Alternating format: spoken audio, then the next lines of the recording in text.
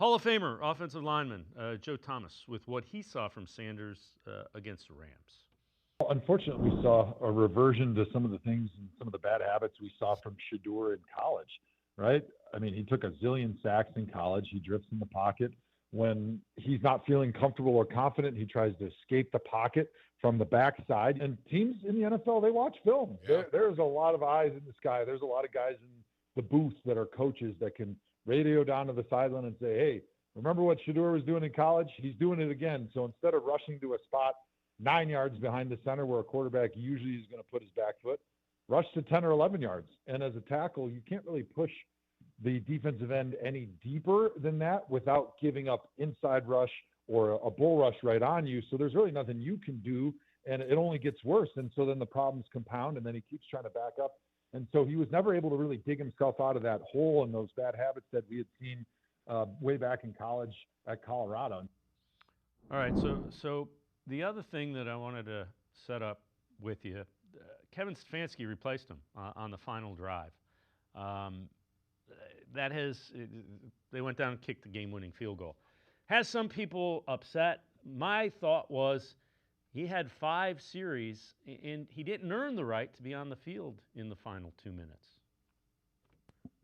Yeah, I can understand that perspective, Dave. And like I've been sort of torn on this because, you know, I think it was a cool way to end the game with the drive, and you were trying to sort of do something there. Like maybe they wanted to see if Snoop had a better chance to set them up to be in field goal range and set that situation up, because the preseason is all about situations for these coaches. They want to see how their guys handle certain moments.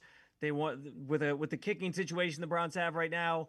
I think they wanted to get Andre Smith a chance to maybe do something there. So maybe that was the thought process behind it.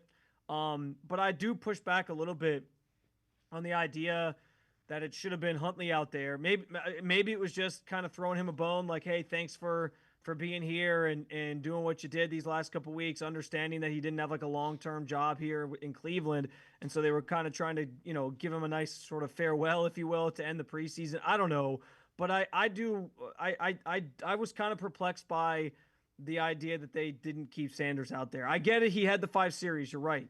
And he didn't do much with it. But for a team that has this quarterback room and doesn't have a franchise quarterback at this stage, I would have rather used those reps in that series to evaluate a rookie that that many are hoping can be the franchise guy, rather than waste them on a guy who was going to get cut the very next day. That's just my stance on it. I understand where you're coming from with this for sure. But I just thought it seemed sort of silly to waste those reps on Tyler Huntley when they knew he was going to be one of the first guys released the very next day. You know, it worked out and they got the situation maybe they wanted, but I just think you should have probably let Sanders handle that, even though he had sort of a rough 5 series before. Yeah, I can understand that.